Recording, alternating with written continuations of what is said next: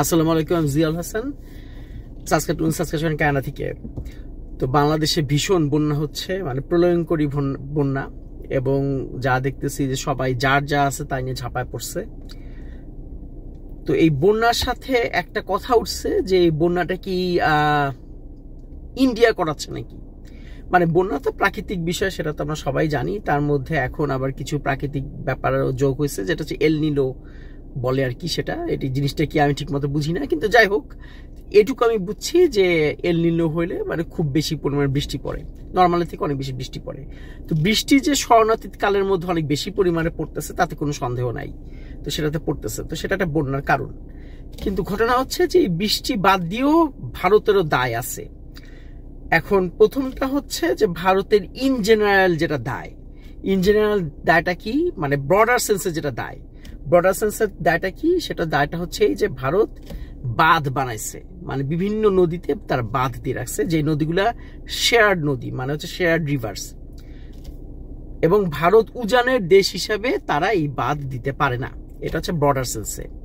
আর যদি এই বন্যাটার কথা যদি আসি, একেবারে স্পেসিফিক এই বন্যাটার কথায়, তাহলে এখানেও কিছু কথা থেকে যায়। এক নাম্বার হচ্ছে যে ভারত আমাদেরকে জানায় নাই যে তারা সুইচ গেট খুলে দিবে। তারা যে তাদের গেট খুলতেই হইতো, এটা ঠিক আছে, তো কিন্তু তারা গেট খোলার আগে তারা আমাদেরকে জানায় নাই, বা তাদের কথা অনুযায়ী গেট যদি ভাঙে যায়, মানে নদীর পানি যদি ওভারফ্লো করে, মানে গেট আর নিতে পারে নাই, সেক্ষেত্রেও যখন নদী পানি ওভারফ্লো করছে বা গেট যখন ভেঙে গেছে, তাদের আমাদেরকে ইনফর্ম করার কথা ছিল বা দরকার ছিল। আবার আরেকটা ব্যাপারও আছে যে আপনি এতখানি পানি যাওয়ার জন্য ওয়েট করলেন কেন? মানে পানি যখন বাড়তেছে তখনই তো ওরা গেটটা খুলতে পারতো, এটা আগে থেকে খুলতে পারতো। তাহলে সেক্ষেত্রে পানির প্রেশারটা এত ভীষণ রকমের প্রেশার পড়তো না, মানে ফ্লাশ ফ্লাড যেটা হয় সেটা হয়তো বা হইতো না, সেটা পানির প্রেশারটা কম থাকতো, পানি আসতো, মানে পানি গ্র্যাজুয়ালি আসতো এবং গ্র্যাজুয়ালি সরে যাইতো। তো সেই হিসাবে এতটা মানে একেবারে ভাষায় নিয়ে গেল সবকিছু, তো সেরকম হয়তো বা হইতো না। তো এই সব মিলাই মনে হয় যে ভারতের ভালো পরিমাণে দায় আছে, এবং অনেকেই মনে করতেছে যে ভারত এটা ইচ্ছা করে করছে। বৃষ্টি তো ছিলই, ঠিক আছে, বাট ইচ্ছা করে তারা এভাবে বাংলাদেশকে জানায় নাই, বা ইচ্ছা করে তারা এভাবে পানি জমতে দিচ্ছে, যাতে তারা বাংলাদেশের প্রতিশোধ নিতে পারে, মানে শেখ হাসিনার প্রতিশোধ আর কি।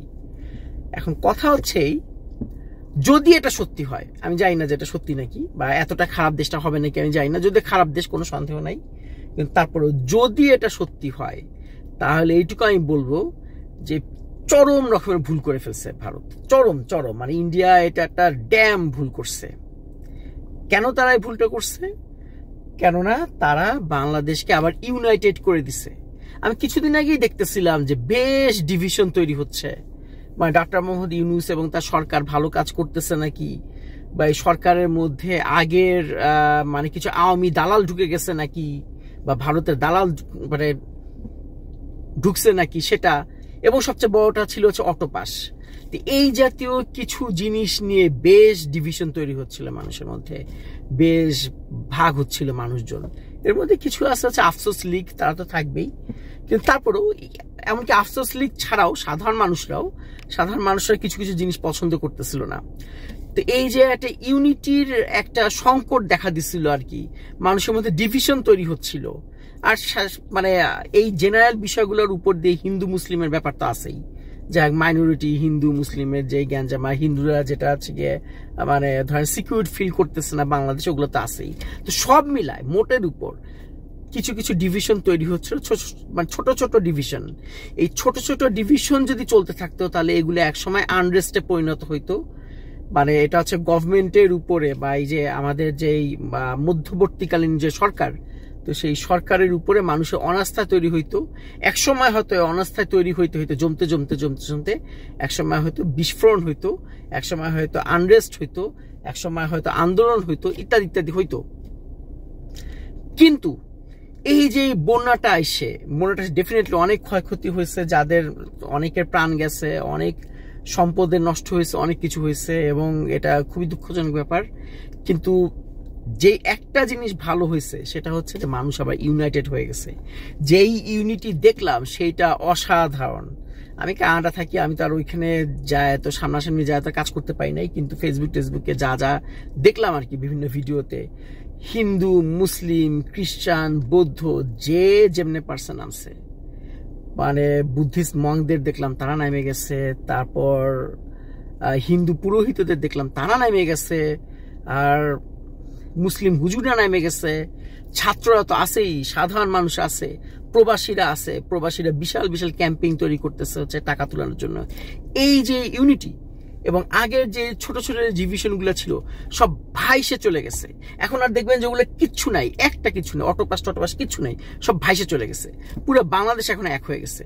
এবং এটা দেখে খুব ভালো লাগলো যে অনেক হিন্দুকে দেখলাম যে তারা এখন তারা মানে রিয়েলাইজ করতে পারতেছে যে আসলে ব্যাপারটা কি, ইন্ডিয়ার এই ব্যাপারটা কি। তারা এটা রিয়েলাইজ করতে পারতেছে যে ইন্ডিয়ার যে এই সরকার, আমাদের ইন্ডিয়ানদের সাথে কোনো সমস্যা নাই, সাধারণ ইন্ডিয়ানদের সাথে আমাদের সমস্যা আছে মোদির এই সরকারের সাথে বা ইন্ডিয়ান সরকারের সাথে, বা বলা যায় ইন্ডিয়ার দেশটা ফরেন পলিসির সাথে। তো ইন্ডিয়ার এই সরকার তারা আসলে এখানে তাদের জন্য হিন্দু মুসলিম ব্যাপার না, এই ধর্মটা হচ্ছে তাদের জন্য একটা কার্ড। এই কার্ডটা তারা ইউজ করে, তারা পলিটিক্যাল কাজে ইউজ করে, আর কিছু না। ব্যাপারটা এরকম যে আপনি মোদির বিরোধিতা করলে আপনি সরাসরি হিন্দুদের বিরোধিতা করতেছেন, বা আপনি জাতে থাকতেছেন না, বা আপনি আপনার ধর্মের সাথে বলা যায় গাদ্দারি করতেছেন, সেরকম আসলে কিছু না। কারণ মোদি হচ্ছে গিয়ে একজন পলিটিশিয়ান, একজন খুব নোংরা টাইপের পলিটিশিয়ান, যেরকম ছিল সেই শেখ হাসিনা একেবারে সেম ছিল। শেখ হাসিনা এই হিন্দু মুসলিম ডিভিশন তৈরি করত, শেখ হাসিনা রাজাকার মুক্তিযুদ্ধের চেতনাধারী এই ডিভিশন তৈরি করত, চেতনা হাজারটা কিছু। এই যে এইগুলো না আসে, মানে এই জিনিসগুলো এরা তৈরি করে হচ্ছে গিয়ে মানুষকে ডিভাইড এবং রুল করার জন্য, মানুষকে ভাগ করে দেয় এবং তারপরে তার রুল করে। তো এইটা আমাদের দেশের হিন্দু ভাই বোনরা এখন একটু বুঝতে পারতেছে বলে আমার মনে হয়। তো এটা একটা বিরাট একটা ব্যাপার, এটা একটা অনেক বড় পাওয়া।